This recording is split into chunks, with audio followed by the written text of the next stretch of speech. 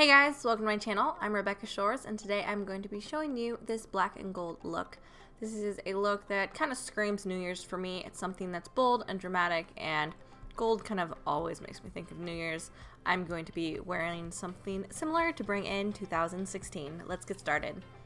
So I'm starting out with MAC Blanc Type, and I'm using a Sigma E60, and I'm just applying that all over my eyelid. I already have a base down. I'm using MAC Pro Longwear as my eyeshadow base.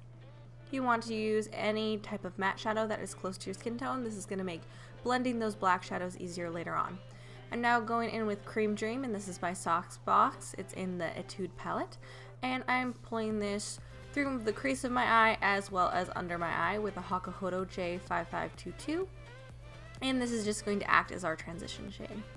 I'm now going in with MAC Uninterrupted, and I'm pushing this into the crease of my eye, concentrating more on the center of my eye.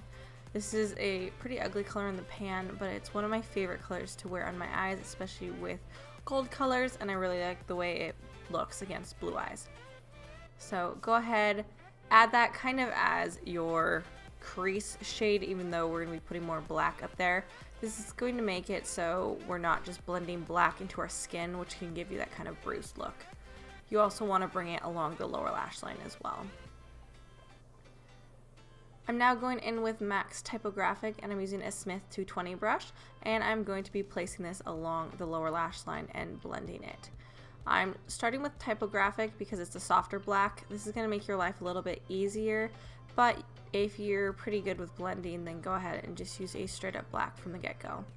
And I'm just pushing that all the way along my lower lash line and then kind of winging it upwards, like extending my lower lash line.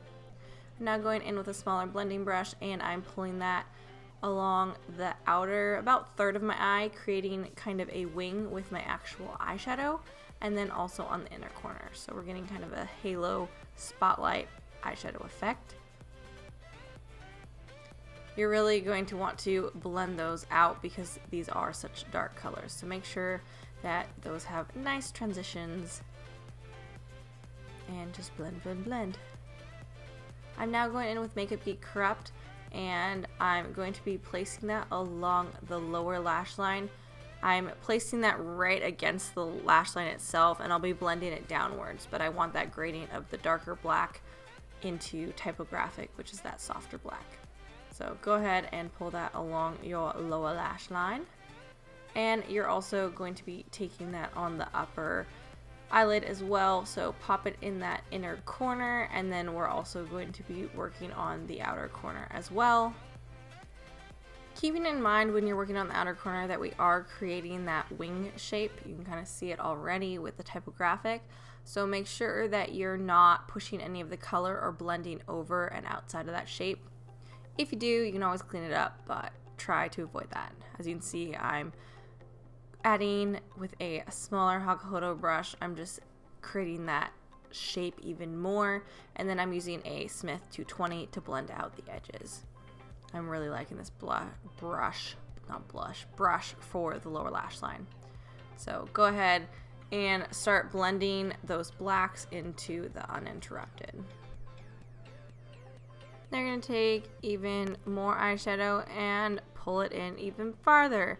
This is kind of just going to be like usual. You're just slowly layering more and more shadows so that you get nice soft gradients.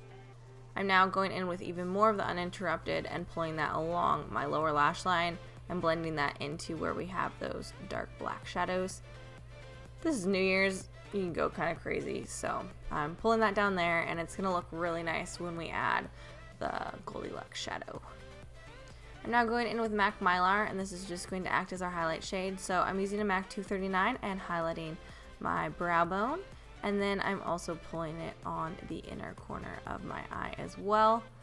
I like to do my highlight at this point, so once I get the gold pigments, I'm not going to be pushing them around. I'm now using Fortune Teller by Makeup Geek, and I'm just using a Sigma E32, and I'm going to be patting this all over my eyelid.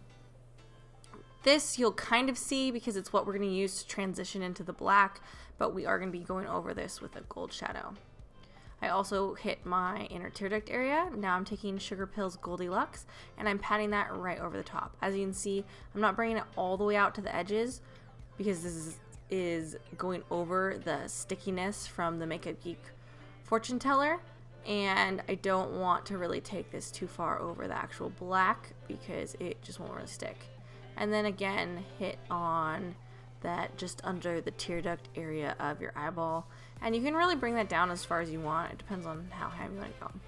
Now I just got my brush a little bit wet with a bit of a setting spray, and that's just going to kind of foil the eyeshadow. As you can see, it made it a little more intense looking. That's really up to you if you want to do this step. If you want it to be a little more subtle, you can skip it, but I really want it to be gold.